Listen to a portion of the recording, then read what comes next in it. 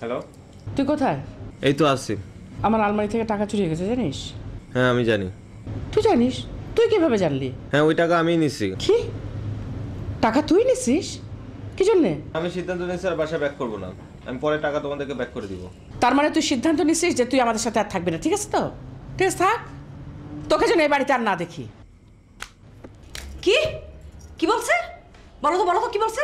সে আলমারি থেকে টাকা নিয়ে চলে গেছে, বাড়িতে আর ফিরবে না। সে বন্ধুর এখানে আছে, তার কাছে কোনো টাকা না, টাকা হলে টাকা ফেরত দিবে। আশ্চর্য কথা। এর অর্থটা কি আমি তো ঠিক বুঝতে পারতেছি না। তার আমি কি জানি কি অর্থ? হ্যাঁ, কোনো অর্থ তোমরা এখন মিলাইতে পারবা না। একদিন ধরে যে আমি কইতাছি গায়ে লাগে না তোমার কথা, বুঝছো তো? এখন কি জন্য চলে গেছে জানো? ওই মায়েরারে বিয়ে করে এখন আলাদা থাকবো, বুঝো? এখন কি করে থাকবে? পয়সা আছে নাকি ওর?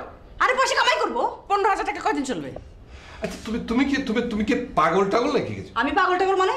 ওই মায়েরারে বিয়ে করে সে থাকবো। আশ্চর্য, আমাদের একটা ফ্যামিলি স্ট্যাটাস আছে না, সোসাইটি আছে না। 15,000 টাকা নেশা ফেশা করে ছড়াবে, তারপর টাকা শেষ না হয়ে যাবে। পা, খালি নেশা ছড়াবে না, ওই মায়ের নেশা সে বের হয়ে গেছে। তুমি তো জানো না কিছু।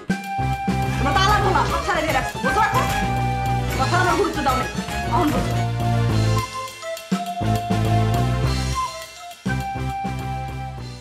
স্যার আসসালামু আলাইকুম স্যার।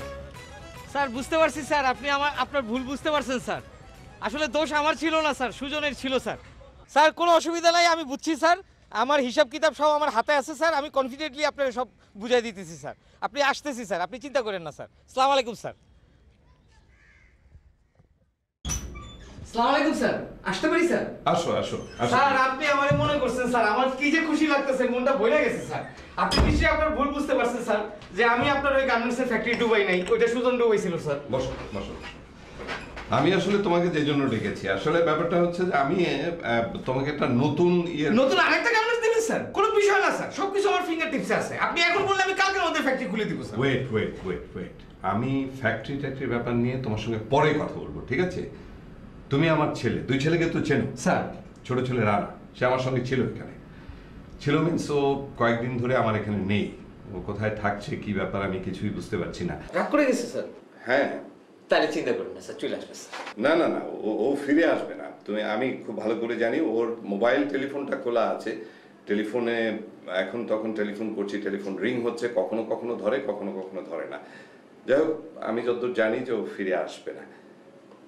তুমি যে কাজটা করবে সেটা হচ্ছে যে ও কোথায় থাকে, কি অবস্থায় আছে, এগুলো জেনে তুমি আমাকে জানাবে।